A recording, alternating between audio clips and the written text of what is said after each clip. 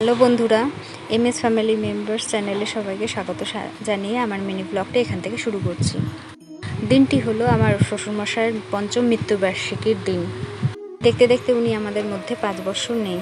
তো আমি সকালবেলা উঠে কিছু ফুল তুলে নিয়েছিলাম, তারপর একটু মালা গাঁথতে বসেছিলাম। দিন যায় রাত আসে, কিন্তু আমাদের মধ্যে ভালো মানুষগুলি থাকে না। সত্যি উনি যখন ছিল আমাদের মাথার ওপর অনেকটা বড় ছায়া ছিল। যাই হোক, আজকে ওনার এই বিশেষ একটি দিনে আমাদের একটু মনে করার জন্য আমরা ওনাকে একটু স্নান টান করিয়ে গুছিয়ে জল মিষ্টি আর একটু চন্দনের ফোঁটা দিয়ে আর মালা দিয়ে সাজিয়ে দেবো। আজকের দিনটা আর কিছুই করব না আমরা, কারণ আমরা মনে করি যে বেঁচে থাকতে আমরা যতটুকু করব সেটা তার সেবায় লেগেছে।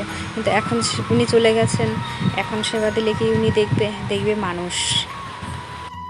আমি গুছিয়ে দেওয়ার পর তারপর আমার মেয়ে ও দাদুকে জল মিষ্টি দিয়ে পুজো করছে, আর তারপর দিদিভাই চলে এসছে, দিদিভাই পুজো করে নিচ্ছে।